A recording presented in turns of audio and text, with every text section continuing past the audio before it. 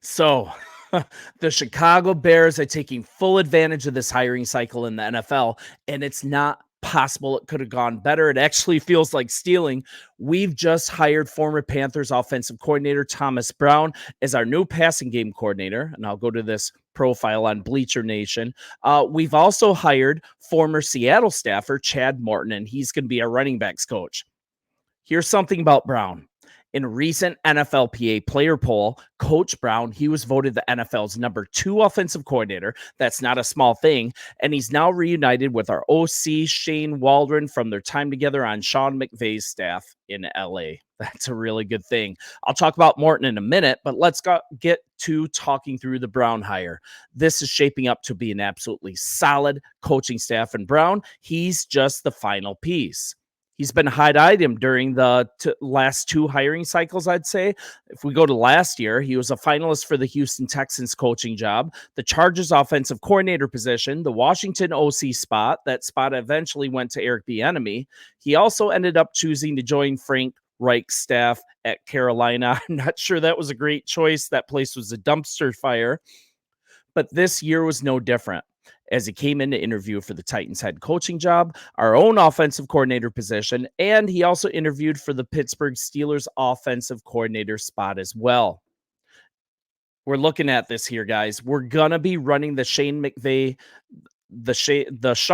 offense, Shane Waldron's version. We're going to run this correctly. So, of course, we're going to link him to Sean McVay. His coaching career actually started in LA, but it was as a running backs coach on McVay's staff in 2020. McVay, he saw his talent right away, and he was immediately promoted the next year to assistant head coach to pair with his running backs coaching responsibilities. And man, that is a fast rise. We have a good one here.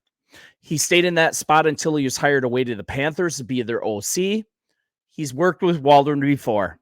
In 2020, Waldron was a passing game coordinator under McVay. In 2020, once again, these coaching trees, they're like the 7 degrees of Kevin Bacon game, aren't they? It's crazy. You can always link them together. But all in all, this guy, he's highly respected and he's viewed as a brilliant offensive mind in league circles. It's quite a get. It's quite a get to have him as our passing game coordinator. He'll mesh perfectly with our new quarterbacks coach, Kerry Joseph, Chris Beatty, our new wide receivers coach. This is just going to be such a good crew. Joseph has the most recent experience with Waldron, as he was the assistant quarterback coach under Waldron at his recent stop in Seattle. So that's going to be a smooth transition. And as you know, Beatty, he's been coaching wide receivers with the Chargers for several years. So this is just a great sign that we'll truly run this offense well, and we're going to stretch the field. I mean, the Chargers were not afraid to go deep, and I'm just really looking forward to it. There's an elephant in the room, though. He failed this year with the Panthers. Let's not shy away from that. We're talking last in points per game, last in yards, last in passing yards. I'm sure there's more. It's just not pretty, right? Bryce Young, he didn't transition well, but this team was just a dumpster fire. Lack of talent at almost every offensive position, defensive too. The confusing change of who was calling the plays several times. They just kept changing play callers and elevating people and firing people. After this firing too, I think Reich, he needs to take a little time off to plan it out better next time. All things considered, this is just a dysfunctional team. So he's now able to take a deep breath. I'm not going to hold this against him. He's under strong leadership, and he can be a part of building something. I mean, we can talk through whether that's with Caleb, Justin, or someone else. You guys like to talk about that. So do I.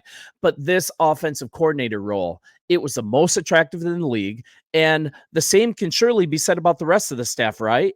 Brown has found a great landing spot, and he was still a highly sought-after candidate even after the Carolina dumpster fire. We completed our offensive staff with today's hiring of Chad Morton at running back as well. Let's talk about him. This is going to be a fantastic fit as well. Since he's been on the staff in Seattle with Waldron for the past 3 years, he's been there the whole time. This will be a hire that hits the ground running as well. Pardon the pun. He had a productive playing career as a running back as well. Let's look at his playing career. He was drafted out of USC in the 5th round by the Saints in 2000. He had a pretty good rookie year. He caught 30 balls for 213 yards, 136 yards rushing, but over 1,000 yards on 44 kick returns. That's a standout rookie year. But in the divisional round playoff against the Vikings in 2000, he set a rookie playoff record with 13 receptions. He was a real deal. He then played for about 5 years with the Jets, with Washington, with the Giants. Another highlight: he was a first alternate in the 2005 Pro Bowl at kick returner. He ended his career in 2007 with an ACL tear with the Giants. That was horrible to see. That's a bad way to stop. But he immediately went into coaching. And this is where I think his true strength lies. So don't get upset. But he started coaching in Green Bay, I know, as a special teams assistant, and he was part of their 2010 Super Bowl win. Let's put that out of our minds. After 3 seasons with Green Bay, he's gone. He joined the Seahawks. He was promoted quickly to running backs coach in 2017, and the results were Seattle leading the league in rushing the following year. They continued to be top 5 in 2019 as well. He's a good coach. This is also after he inherited something. He inherited a bottom 5 rushing attack. This guy turned the room around big time, and he did it quickly.